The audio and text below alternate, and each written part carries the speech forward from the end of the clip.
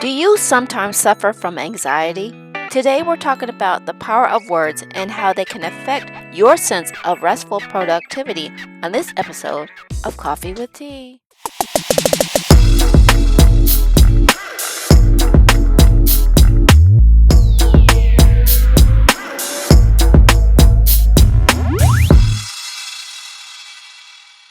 Hello, friends, and welcome to another episode of Coffee with Tea. Today, I'm excited because we're going to catch up with a past guest, and I love talking to this guest. She always gives me some great insight. So, without further ado, I'd like to introduce Miss Annaliese Seaborn. Welcome, my friend. Hi, thank you so much for having me back, Tanya. Hi, everybody. I'm so happy you accepted my invitation to come back. I think we had a great conversation last time, and we Yes. talked about waking your dream, and what does that look like. But Yeah. before we really dive into it, can you give a refresher of who you are and what you do, and then we can dive more into the update, like what's been going on since the last time we've talked. So good. Yes. So I am Annaliese Seaborn. I am a certified life coach, and I specifically do life design coaching. So I love to help my clients design a life they love. That's what I help women do, is kind of ditch the hustle, ditch the anxiety, ditch feeling like you're on a hamster wheel, and just trade that in for restful productivity. So that's just something too that I've been stepping more into in my own life for the last couple of years, and it has been so transformative. It's transforming the lives of my clients too. You just get to live in something you didn't think was possible before, just because you're tweaking a couple ways of thinking and a couple things that you're doing. So it's pretty amazing. Yeah. All right. Well, again, you know what? You already piqued my interest because sort of like you said, restful productivity. Yes. And so we're going to dive a little bit more into that, but tell a little bit about, it's been a little while since we've Yeah. talked. So what's been going on with you, Miss Annaliese? Catch us up and let us know what's going on. Yeah. I feel like a lot. I do a kind of a challenge with a group of people over here in Holland, Michigan, of doing a word of the year. So I feel like sometimes that's like kind of an interesting grounding thing throughout the year. Like I don't have anything else that I revisit like that. So my word for this year is honesty. That's been a very interesting one, because I don't think that we realize on a regular basis how much we're telling little white lies to ourselves about how maybe everything's fine, but maybe it's not fine. And maybe it's a little bit scary to think about things that aren't quite going as fine, right? So it was just a challenge to me to step more into being a real version of me, I guess, even more real, right? Because I think we curate a lot in our society. We're just used to it. We're used to presenting the part of us that people will accept and that looks really pleasant and positive and like successful. And I've just been challenged to be a lot more close to what I'd say is one of my core values, which is like authenticity and genuineness. Am I willing to be real? And am I willing to be real with myself? And sometimes not all of that is like something you have to share with people, right? But it's more so, are you even letting yourself face it? So I feel like that's definitely part of my update, is like stepping into that challenge for myself this year has been really, really good. Very illuminating. I like that. But, I've never really thought about having a word. So, as we're getting ready to close out this year and we're going into the new year, grasping a word that might be able to aim for, is really important. So I know words carry great power. Huge power. And that's also been definitely a theme for me the past couple of years, of really doing a lot more of this like thought work, me stepping into my brain and managing my thoughts a lot better and more on purpose, not accidentally just thinking things all day, which used to be my normal for sure. But yeah, the word, it's very helpful. It's like simple, but it's very grounding when you remind yourself, oh, right, this was going to be my focus for a whole year, Right. It's expanding. Yeah. I like that because I guess I do a women's group on Meetup, and my classic question we just had recently is like, what's your word for yourself? And I guess it adds in for the word of the year. So my word has been classy. So every time I feel like I'm going to go down and get ignorant, if you want to say, Sure. I'm like, I get what you're talking about. Let's keep it classy, Tanya. Let's keep it classy. So I guess your honesty, I can definitely see that. Yeah. Yeah. That's awesome. Because that Thank makes you you. feel more like you, doesn't it? It does. It does. You know what actually helps me? Like, people. I read that book. Oh my God, by Stephen Covey. And I Oh can't yeah. remember. The Seven You know, Habits book? yeah, the Seven Yeah, Habits. yeah. And he has the chapter in there where it's like start with the end in mind. So Mhm. that was really where I figured out, like, at the end of when you're like laid to rest and people are coming to Yeah. say, what kind of words do you want them Yeah. to remember you by?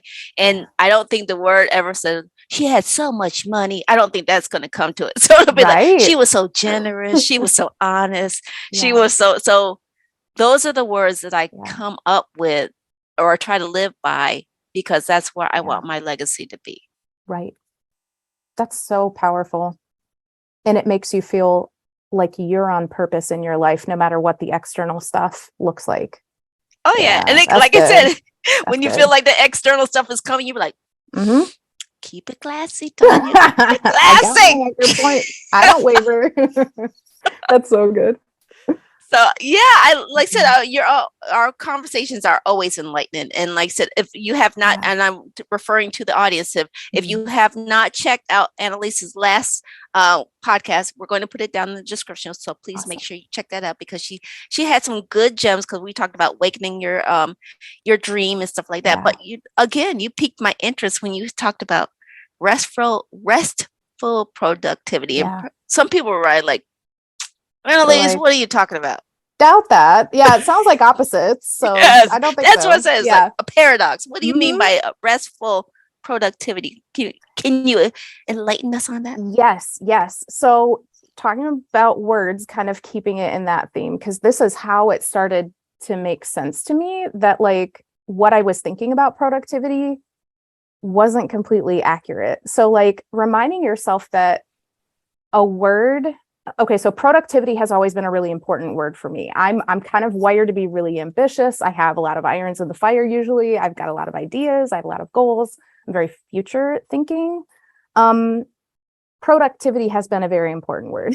And as I started to like think about, well, if productivity is something I'm focusing on every day, like all day, every day, pretty much, but productivity holds in it's making me feel some top feelings. Okay. So like pick the word that like matches what you would say your goal is most of the time. So mine is productivity. And then like think of the ways that that's making you feel. So productivity for me, this was a couple years ago when I started like pinpointing this and God was really doing this work in me. I felt like he was really drawing my attention to that. Um, it's making me feel anxious and worried and pressured. Um, and just like there's this heaviness, but also a compulsion. Like I have to keep doing, I have to be productive. And I was like, geez, this word, like it holds so much weight in my life and it's always my goal. So I always have to be in a relationship with this word. And does that mean that I'm always going to feel these things? Just so everybody who's listening, like has some context, I have dealt with depression. I took an antidepressant for about 8 years to manage my depressiveness. I, at one point, was also approaching my doctor about anti-anxiety because I just had super high through the roof anxiety, like anytime I wasn't at work. So again, there were connections there that I wasn't really making in the moment, but I was just like, somebody please help me. Just give me a pill. That's what I wanted. I'm not saying there's anything wrong with pills because they do help. But my doctor was initially like, we need to maybe hold off on that and see if there's some other ways to look at this. So she was asking me about stress and that kind of thing. So I went home and I did feel like God was really kind of working with me on like, hey, you're not just like you're a body, mind, and spirit. You're not just a mind. So, and you're not just externally the impact of what it is you're doing. You're not a doer, you're a being who does. And I'm like, that is so interesting. So bear with me, it's a little bit deep, but it's my own, thing. And I think we each have our own journey to go on with this kind of thing. Mm-hmm. Like, I realized that I was making this word mean only one thing. like productivity only meant to me at the time, when I realized this was what I was making it mean, was like, my definition of it was like, well, it's got to be work oriented or it's got to be to-do list oriented. Those are the only things in that category that belong under productivity. And then I was like, well, there's a problem with that, because if I'm ever going to prioritize other things than work, then in my current definition of productivity, I will never feel like that's productive. And I'm not okay with that.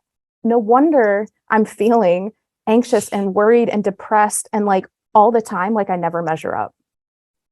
So it was just a challenge to me to even just isolate one word and say, what does the definition now need to be that I pick to like make my life feel so much better? So I just expanded the category of what's productive. And I'm like, well, obviously it's filling my soul up. Obviously it's giving myself permission to rest, permission to be still, permission to be slow. Because there are things that I do in my life that I can't do at 80 miles an hour. Shocking, but true, right? Like, and this is what I mean too about how my word honesty this year really helped me kind of focus on that in a different way too, of like, I don't want to tell myself a lie that somehow things could change if I don't change anything. Right. So anyway, so that's restful productivity is where I had to look at my current definition of productivity and say, that's not going to work with my values. And kind of like what you were talking about with your word classy, Tanya, of like how that's aligned with the who you want to be. You want to be generous and good. You want to keep whatever you're doing when circumstances are crazy. You want to keep whatever you're doing aligned with what you really think is important. Right. And that's the beauty of restful productivity. It's like, because I'm a Christian and that's where my mentality is like, I want to align myself with Jesus' teachings. That's what I want to do because it brings me fulfillment and I believe it's true. And so if that's not showing up in my life, then I'm living not in alignment, right? Like then I must be basing it on somebody else's idea of success, somebody else's standard of like what making it really is, and I'm like, dang, no wonder I feel anxious and depressed. Like I'm never going to measure up to somebody else's standard.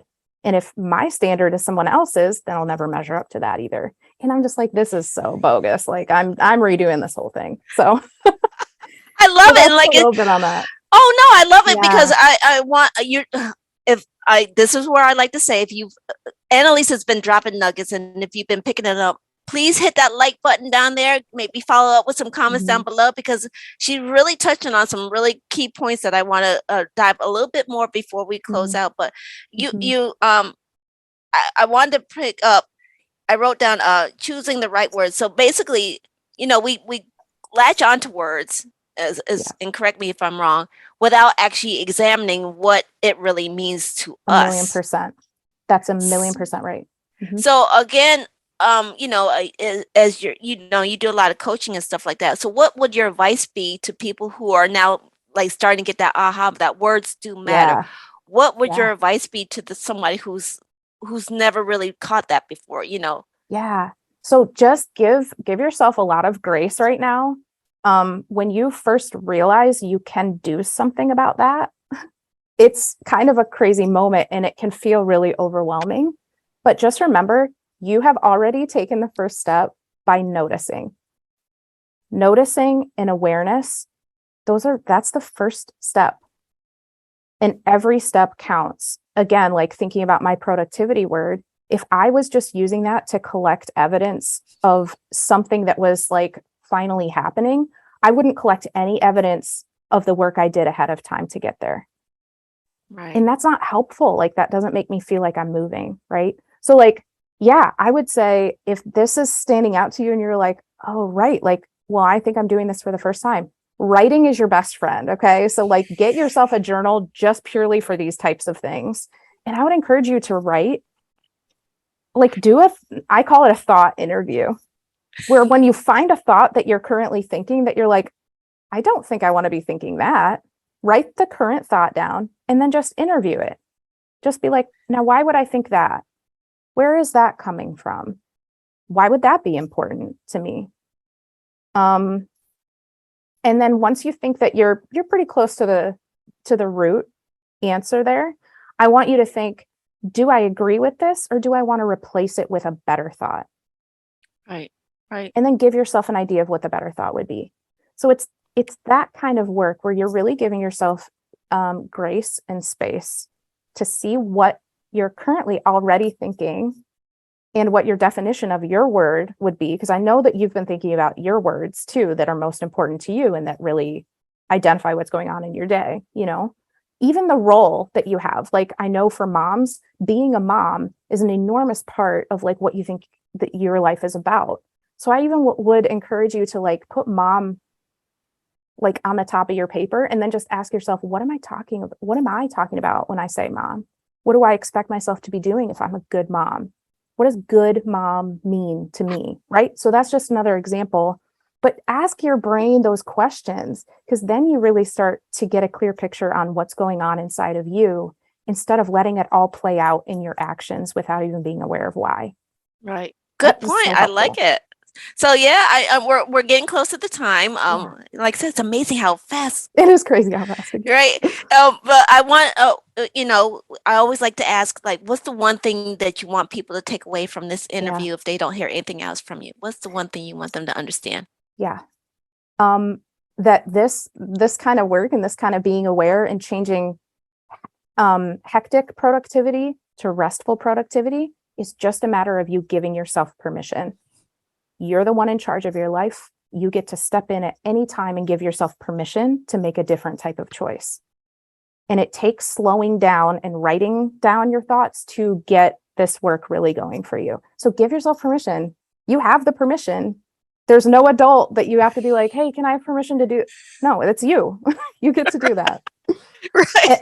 And also the first coaching session with me is free. And I just want anybody to know that anybody can take me up on that. I would welcome that. That's what I'm here for. Well, thank you, Miss Annaliese, because that segues into my next question. Where can people find more information about you, your services, and what you do? Yes. So I have a Linktree link that I would really encourage people to just go to, because that's the most updated for sure. It has all of my social media on it and stuff like that. It's linktree.com/Coach Annaliese. And that's ANNALIESE. So basically every letter in the alphabet. But go there and then click on your discovery session button. The discovery session button, that'll get you your free chat with me. And I would love to talk with you. Yeah. Again, it's been a pleasure. Thank you for connecting with me. And I wanted to also, again, make sure you check out Annaliese's first interview that she did with me. And it's a pleasure to have you here. And my unofficial question, of course, is would you willing to come back? Maybe talk about some more great stuff? I would love to. I would love to. It would be an honor. Thank you. Thank you. And for those who are, I got to give a little shout out to, because if you notice, I changed my background.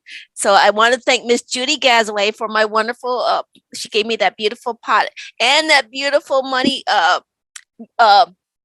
help me. The lucky bamboo. I'm sorry. The lucky bamboo up there. So thank you, Miss Judy Gazaway, for those beautiful gifts. I want to thank you.